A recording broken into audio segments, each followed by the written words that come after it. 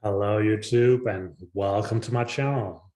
Today, we'll talk a bit about my favorite topic. And my favorite topic, if anyone is in doubt, is actually philosophy.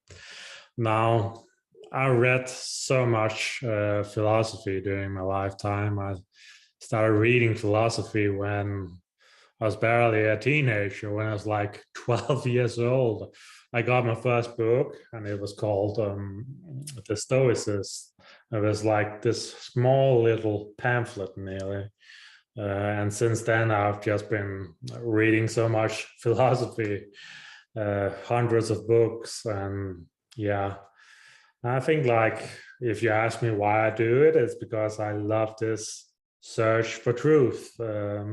And sometimes wisdom just seems to follow the truth. But today we're here to talk about one of my favorite books, actually. It's called Epicurus, and it's about happiness. Now, I can't get my camera to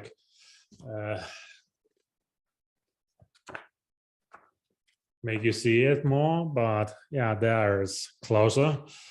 But yeah, it's Epicurus, and one thing I like about Epicurus is actually while many of the other philosophers like Plato and Aristotle and all these people, Socrates and so on, many of those searched for the truth, while Epicurus was very different.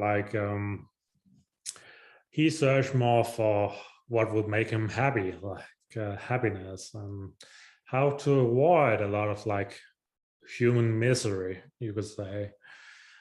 So the funny thing is, you all know the English word garden, and garden was actually the name for Epicurus' school. So when people went to school with Epicurus, it was in the garden. So that's actually a legacy from Epicurus. And Epicurus would often stick to these very simple foods, like a piece of bread and a bit of olive and stuff like that. And the thing you have to realize with Epicurus was not that he couldn't afford anything else. It was because he said that the simple things in life he could always keep getting, like they were easy to get.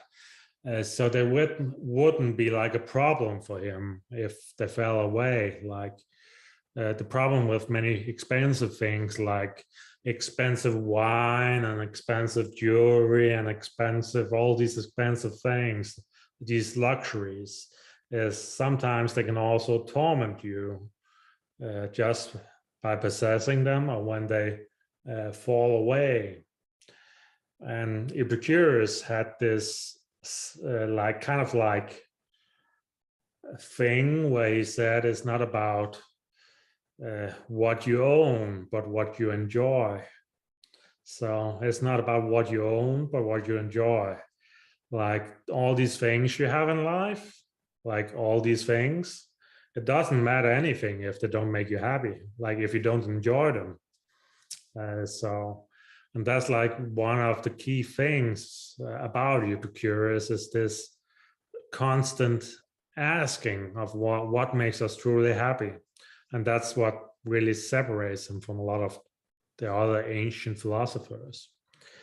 So he also said that we shouldn't worry about something like that, like death, because when you're being dead, you can't experience it. Because when death comes, death is non-being, non-existence, and you can't be and non-be at the same time. Like when death comes, then your perception ceases to be.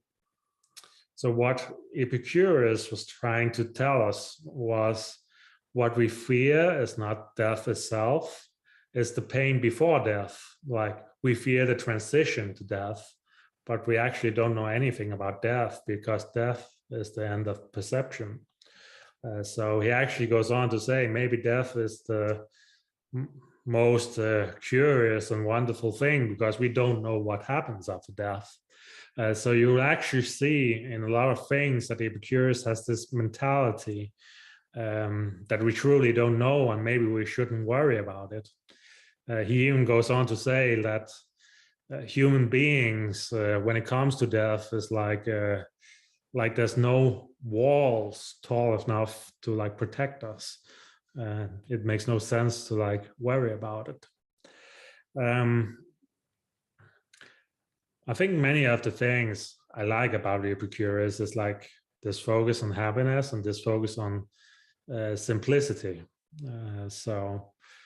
And I think a lot of the other philosophers have all these high values, you could say. They are often seeking truth, and they're seeking these, how to describe them, metaphysical places, these metaphysical values. While Epicurus is sort of like the garden nerd, probably, that's completely content being in his garden, and also content being with his friends and doing these things he enjoys. So in that way, he kind of finds this down-to-earth wisdom.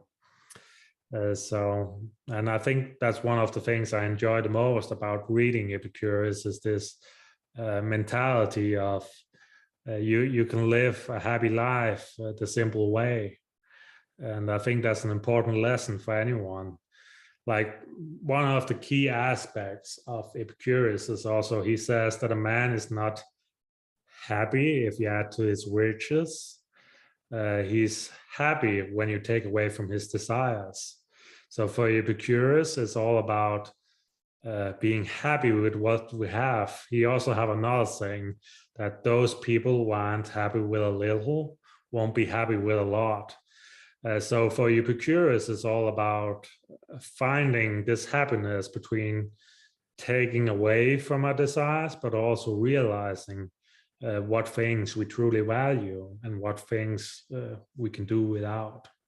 So I highly encourage you to read Epicurus if happiness is something that interests you. And I think he's a very overlooked ancient philosopher of the ancient Greeks. Often people talk about Aristotle and Plato, but I think Epicurus is definitely one of the philosophers you need to take serious, because he's a very good philosopher on the topics of things like happiness and these sort of things. So definitely check out the book Epicurus, and yeah, see you later.